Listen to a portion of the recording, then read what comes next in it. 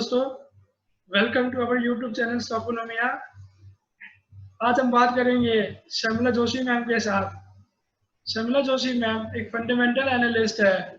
Currently she is working as a independent research analyst. इससे पहले उन्होंने काफ़ी फर्म्स में रिसर्च एनालिस्ट प्रोफाइल में काम किया है और she has been an active guest speaker as a market expert in various news channels such as CNBC आवाज, जी बिजनेस एंड 18 नाउ। सो आज हम उनसे बात करेंगे और जानेंगे उनकी मार्केट में अब तक की जर्नी और मार्केट में फ्यूचर आउटलुक। दोस्तों, ये शो बहुत रोमांचक रहने वाला है। Thank you so much for having me. So before starting, I would like to request all my viewers, please like and subscribe our channel. And if you like the show, please recommend it to your friends and relatives. So ma'am, let us start with the question. Now please tell us about your journey, like how did you started investing? What were the driving factors behind your success?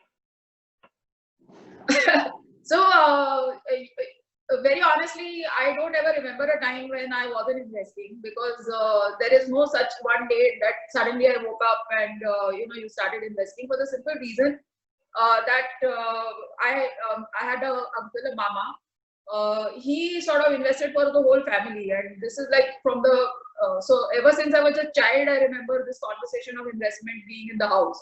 So what I'm trying to say is that investment in shares was very much a part of my culture while growing up. So there was never a time when I didn't know that there was something like a share market and that people bought shares and you invested in shares. And I remember when I got my first job, and so my mama asked me, so how much money is there in your account? And I unfortunately told him how much money I had in my account, and he immediately said, no, this IPO is coming, you must apply in that. And he made me apply in that IPO, and I was very unhappy at that point in time because obviously I had other plans for the money to, I wanted to spend that money. But he said, no, you have to invest, and he made me put that money in an IPO. So as I'm saying, honestly, there was never a time when I wasn't aware that there is a stock market and what investment is. Maybe I never consciously made an effort to try and learn because, there is somebody in your family who is doing it, so you sort of take it for granted. और दूसरी चीज क्या है ना, मुझे लगता है कि सबसे इम्पोर्टेंट इस चीज से ये समझना चाहिए कि जितना आप जल्दी चालू करो ना, उतना आपके लिए अच्छा रहता है, नंबर 1। नंबर 2, क्योंकि मैंने ये देखा है कि काफी लोगों ने मेरे फैमिली में, मेरे पिताजी ने, मेरे मामा ने, मेरे सब माय कजिन्स एक्सेट्रा, सभी फैमिली शेयर्स में इन्वेस्ट करते थे। आपका जो परसेप्शन रहता है ना कि काफी लोग डरते हैं शेयर मार्केट में पैसा लगाने से, उनको सिर्फ वो लगता है कि it's like some casino, like a gambling place की थोड़ा ऊपर नीचे जाता है और उसमें अगर आपका वो सिक्का उड़ाने जैसी बात की, अगर लग गया, टेल्स हो गया और आपको पैसा मिल गया तो यू आर लकी। तो उस तरह की बात नहीं है। अगर आप डिसिप्लिन्ड इन्वेस्टर हो तो इसमें बहुत कम रिस्क है और आप अच्छे स्टॉक चुनो तो यू मेक जेन्युइन मनी। और वो मैंने मेरे फैमिली में देखा है कि लोगों ने जो उन्होंने इन्वेस्टमेंट किए उस पर उनका काफी अच्छा रिटर्न रहा। So your perception of risk changes over a period of time, और आपको ये नहीं लगता है कि स्टॉक मार्केट एक सट्टा बाजार है। You understand that it's what is happening actually और क्यों इतना ऊपर नीचे मार्केट होता है, and you are able to deal with it better। इसलिए मेरी सबसे यही गुजारिश होगी कि the earlier you start the better and look at it from an investment perspective। Definitely अगर आप ट्रेडिंग करना चाहो तो आप ट्रेडिंग करो, लेकिन मेरे हिसाब से ट्रेडिंग में भी बहुत ज्यादा डिसिप्लिन की जरूरत है, इन्वेस्टमेंट में भी डिसिप्लिन की जरूरत है। So try and approach it as something that you would like to do with passion and with learning, और मेरे हिसाब से आपको काफी अच्छे रिटर्न मिलेंगे। Thank you, ma'am. Thank you for your views. So let us start with the next question. Initially, trading was ring-based trading. Now it is online-based trading. How is that? How it has evolved? Please share your experiences, ma'am. और बहुत ज्यादा अगर आप बात करेंगे किस तरह से इवॉल्व हुआ है और किस तरह से चीजें बदली है, so it's very difficult to describe कि किस तरह का मार्केट रहता था, क्योंकि एक तो 2 घंटे का मार्केट रहता था, रिंग का मार्केट। उसमें आपका आदमी, उसको एक ऐसा ब्लू जैसे give you like a blue shirt, और वो आपको आपके शर्ट के ऊपर पहनना पड़ता था और आप रिंग में जाते थे और आपको नंबर रहता था एक, और हर ब्रोकर को कुछ 5 या 6 आदमी ऐसे अलाउड थे कि जो वो ट्रेडर करके अंदर भेज सकता था। और रिंग यानी it was really a ring, ऐसा राउंड बिल्डिंग। अगर जो कोई बीएससी में गए होंगे तो उसने रोटुंडा वो बिल्डिंग देखा होगा, उसमें एक ऐसा बड़ा हॉल, ऐसा रिंग रहता था और उसमें अल्फाबेटिकली डिवाइड किए जाते थे। So like maybe say A to E, E to whatever K, like that, A to Z ऐसा. और वो companies के jobbers, उनको jobbers बोला जाता था, वो खड़े रहते थे और वो quotes देते थे, 2-way quotes देते थे. और फिर समझो मैं आपके पास गई और मैंने कहा कि मुझे लार्सन एंड टुब्रो के शेयर लेने हैं, और तो आपने कहा कि मेरा बाइंग प्राइस ये है और मेरा सेलिंग प्राइस ये है. So there could be a big difference in your buying and selling price. So if your buying price is 900 rupees, your selling price could be 910 rupees. 10 रुपए का भी फर्क हो सकता था. तो अगर मैंने आपको कहा कि मुझे 908 रुपए में चाहिए और आपने कहा मुझे 908, हाँ ठीक है मैं दे रहा हूँ आपको 908, लेकिन मैंने मेरे डायरी में लिखते समय लिखा 908.50 और आपने नोट किया 908, फिर वो मिसमैच होता था. So then there would be a problem with that trade and things like that. And the settlement period was like I think 1 week, और आपको shares उसके बाद 2 हफ्ते के बाद मिलते थे. So it was a very long drawn out process और सिर्फ 2 घंटे का मार्केट रहता था. Now you cannot imagine that. आज आपने ट्रेड किया, दूसरे दिन आपको पैसे मिल जाते हैं. उसके the day you do your trade, the next day your shares go out of your account. Third day you get your money in your account. So equity markets have become such a liquid place of investment. It is fantastic. और उसकी वजह से जिस तरह से volumes increase हुए हैं, उसकी आप meaning you can't even imagine कि उस समय क्या volumes रहते थे और अब क्या volumes है और कितने problems रहते थे ऐसे trade में. Because it was like you say, I say, and there could be a mismatch between what we said. और फिर उसमें जो problems खड़े होते थे उसके साथ deal करना. फिर that manual signature, फिर वो ट्रांसफर डीड को कैसे चेक किया जाता था. I can't tell you, what all we had to check. वो मुझे याद है अभी भी ऑफिस में एक ऐसा लिस्ट रखा जाता था. यानी जब से when we changed over to electronic trading also, that time DMAT was not in place. तो इलेक्ट्रॉनिक ट्रेडिंग में भी वो it was called a transfer deed. वो ग्रीन कलर का एक ट्रांसफर डीड रहता था, वो शेयर के साथ अटैच होके आता था. तो वो कैसे चेक करने का, उसके 8 पॉइंट ऐसे लिखे जाते थे. So everybody the man who checked your transfer deed had to check all those 8 points, every single certificate that came with the transfer deed. So the change first from going to doing electronic trading, then moving to DMAT. It's been fantastic really. और मेरे हिसाब से the Indian markets in terms of technology are probably the best in the world today. Thank you, ma'am, for your insights. Ma'am, since you have been in market for a long time, so what are the best and worst experiences in markets? Please share with us. Well, honestly, there are no worst experiences. कुछ ऐसी तो चीज है नहीं कि मैं कहूँ कि हाँ ये सबसे खराब चीज हुई. कभी-कभी आप जो समझते हो एक अच्छा स्टॉक है और आप लेते हो और वो कभी-कभी चीजें things go wrong. वो हो सकता है. But I think that is a risk you have to take क्योंकि आपको you buy in the best faith. आपको लगता है कि ये सब ठीक है, जो मैनेजमेंट कह रहा है वही सब चीजें है, लेकिन कभी-कभी वैसे नहीं रहता. Sometimes managements change, sometimes business plans fail. So I would say it's been a good experience overall. I don't think कि कोई ऐसी चीज हुई है जो मैं कहूँ कि हाँ ये नहीं होना चाहिए था. It's been pretty good, I would say. Even in terms of career, अगर आप मुझे पूछो तो it's been, I think in that sense stock markets अगर आप if you're looking at it from a career perspective, एक बहुत अच्छी जगह है for anybody to make a career and even women. Because I think honestly बहुत सारे जो problems manufacturing और बाकी lines में as women you would need to face वो काफी कम है उस हद तक in the financial in this field. Because talking to clients, these are soft skills and women are good at those skills. So मेरे हिसाब से this is a very good place even as from an employment perspective. So really honestly there have been no bad experiences like that. That's great. So ma'am, there are very many youngsters who want to invest in markets and they want to develop their career in markets, but initially they face challenges. So you also might have faced initial challenges in the initial part of your career. So how did you overcome them? Yes, so I think one clear thing is कि you need to be informed, और अब तो बहुत आसान हो गया है information हासिल करना. लेकिन when I started out, for instance, BSc वो ऐसे print करते थे every quarter या once a year ऐसे sheets आते थे जिसमें कंपनी का information रहता था और उसका बैलेंस शीट रहता था एक्सेट्रा. तो एक ऐसा शीट मिलता था आपको एक साल में और वो जो सेक्टर रहता था उसका एक वॉल्यूम बनता था, तो उसके अपडेट निकलते थे. दिस और उसके लिए meaning it was not so easy to get that information. But now ये all this information is available free. अगर आप कोई भी अच्छे वेबसाइट पे जाओ तो this information is available to you. तो आपको वो जरूर पढ़ना चाहिए.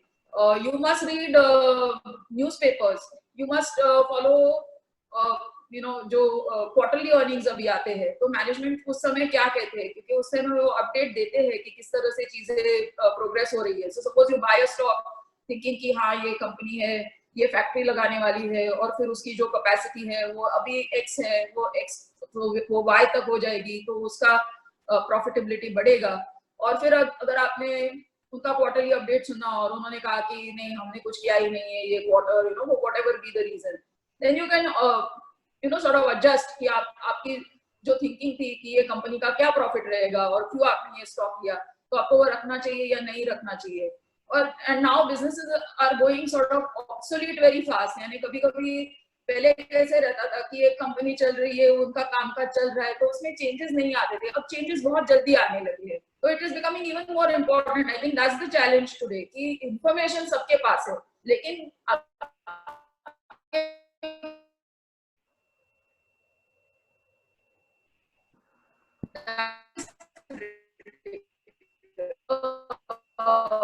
you start young and you start developing your mind from that perspective.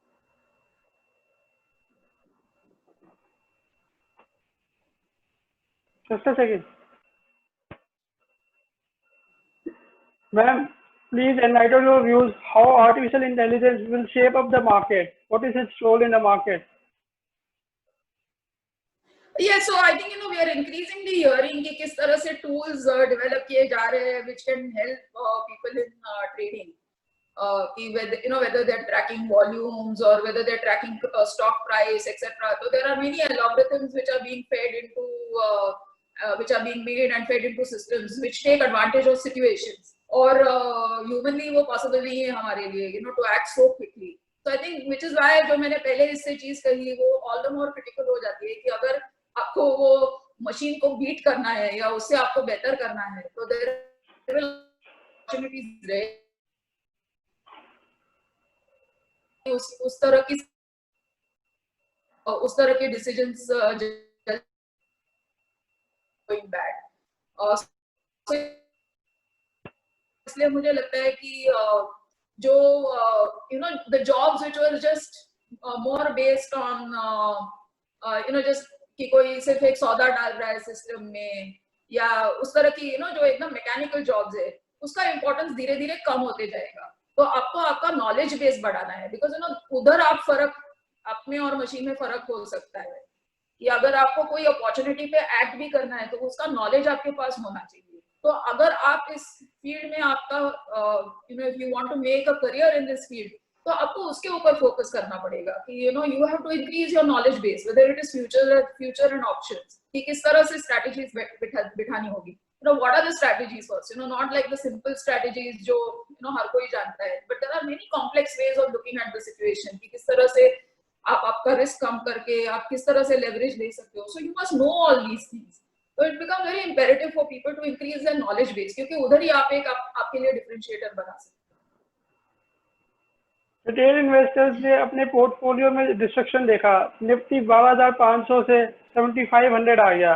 So ऐसे में मैं पोर्टफोलियो को सिक्योर करने के लिए आप क्या व्यूज देंगे? So first of all जो मैंने पहले चीज कही कि आपका रिस्क परसेप्शन अलग होना चाहिए. ये आपको समझना चाहिए कि ये जो चीज हुई है पैंडेमिक की, ये 100 साल के बाद इस तरह का सिचुएशन हुआ है. So nobody really knows कि where this thing will end and where this thing will go. Having said that, ये ऐसी बात है कि जैसे खराब समय आता है और फिर वो जाता है, तो उसी तरह की ये बात है. तो एकदम आपको उसमें निराश नहीं होना है. और आप अगर आपके पोर्टफोलियो को सिक्योर करना चाहते हो, तो I think the only way of doing it is कि आप अच्छे स्टॉक्स लो. मैं अच्छे स्टॉक्स छोड़ो ही नहीं, मैं अच्छे स्टॉक में अच्छे स्टॉक से महंगे स्टॉक्स नहीं कहना चाहती, वो महंगे भी हो सकते हैं, बट द पॉइंट भी कि ऐसा स्टॉक जिसका बिजनेस अच्छा हो, जिसकी बैलेंस शीट अच्छी हो और जिसके आगे चलकर भी प्रॉस्पेक्ट्स अच्छे हो. तो ऐसी अगर आपको कंपनीज मिले तो नियर टर्म में मुश्किलें हो सकती है, लेकिन जब ये मुश्किलें खत्म होगी तब इनके लिए बिजनेस अच्छा होगा. इस तरह के अगर आप स्टॉक्स लेंगे तो आप देखेंगे कि जब ये खत्म होती है ये पूरे पैंडेमिक की सिचुएशन, तो ये स्टॉक्स अपने पुराने वैल्यूज पे फिर से ट्रेड करना चालू करेंगे। उसके साथ दूसरी चीज ये बड़ी हुई है जो हम सबको समझनी चाहिए कि जिस तरह से यूएस फेड ने पैसे like the amount of money they have pumped into the system, इसे ये हम देख ही रहे हैं कि काफी लिक्विडिटी है अभी सिस्टम में। और लिक्विडिटी आने से होता क्या है कि पैसे को किधर तो अपना रास्ता देखना है, it has to invest somewhere. तो हम देखेंगे कि इन्वेस्टमेंट आएगा इंडियन मार्केट में भी।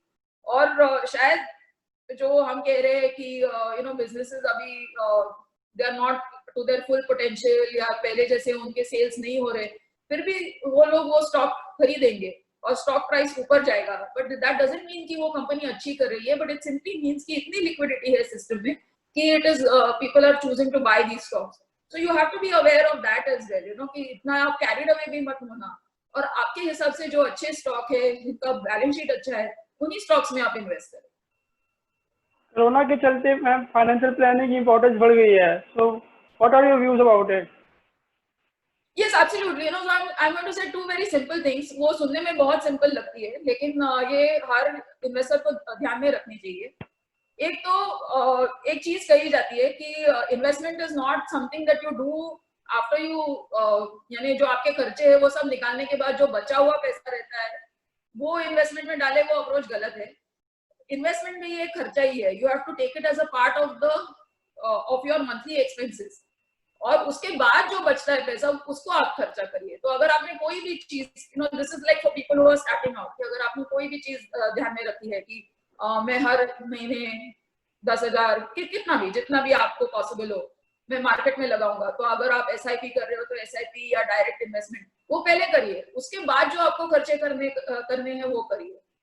So you cannot think कि investment is something that will happen कि मैं मेरे सब खर्चे करूंगा और उसके बाद जो पैसा बचेगा वो मैं मार्केट में लगाऊंगा। That's the wrong approach. क्योंकि आज की तारीख में जितना आपको रिटर्न स्टॉक मार्केट में या इन्वेस्टमेंट में से मिलता है, उसको उतना पैसा आपको किसी और इन्वेस्टमेंट से नहीं मिलेगा। एंड इतना लिक्विड पैसा कि आप अगर आज बेचो तो आपको तीसरे दिन पैसे मिल जाएंगे। इतना लिक्विड इन्वेस्टमेंट आपको, और there is no other mode of investment which is as liquid. So you really need to keep that in mind and when you approach investment. Number 2, जो रिटर्न्स की मैंने बात की उससे लिंक्ड है। If your approach is to create wealth for yourself, तो आपको बहुत डिसिप्लिन रहना पड़ेगा इन्वेस्टमेंट को लेकर। ये नहीं चलेगा कि आपने एक महीने किया, दूसरे महीने नहीं किया, फिर आपने ध्यान नहीं दिया, आपने पढ़ा नहीं, अभी मैं बोर हो गया हूँ, मैं अभी कल देखता हूँ। वो उस तरह का कैजुअल अप्रोच नहीं चलेगा। तो आपको थोड़ा सीरियस उसके बारे में होना पड़ेगा। And you have to look at this stock market as a place where you can make money to become wealthy। तो वो कुछ भी, वो wealthy की आपकी कोई भी परिभाषा हो, लेकिन आपके हिसाब से you should become wealthy from wherever you are today। You must reach a place where you are wealthy। So that is how you must approach your financial planning and your investment। RIL, from being a oil to chemical company, is emerging as a technological disruptor. So ma'am, what are your future outlook? Should investors invest at this current market price? So I think the Reliance, जैसे कि आपने कहा, it has become a technological disruptor। और उसका जो पुराना business है उसकी उसकी लिमिटेशन हम सभी जानते हैं, क्योंकि जिस तरह से क्रूड बिहेव कर रहा है, जिस तरह से GRM मार्जिन है, और काफी लंबे समय से आई थिंक लोग रिलायंस के न्यू बिजनेसेस की तरफ देख रहे थे कि अगर वो अच्छा करते हैं तो हम इसमें पैसे लगाएंगे। और हम देख रहे हैं कि धीरे धीरे उनके जो सब नए बिजनेसेस है उसमें उनके पैसे बन रहे हैं। और जिस तरह से उन्होंने जियो के लिए इन्वेस्टर्स निकाले, the way investors have come in for Jio, उससे ये जरूर लगता है कि उन्होंने पूरे, नॉट सिर्फ फॉर जियो, लेकिन पूरे टेलीकॉम स्पेस को एकदम रीइमेजिन दैट होल स्पेस।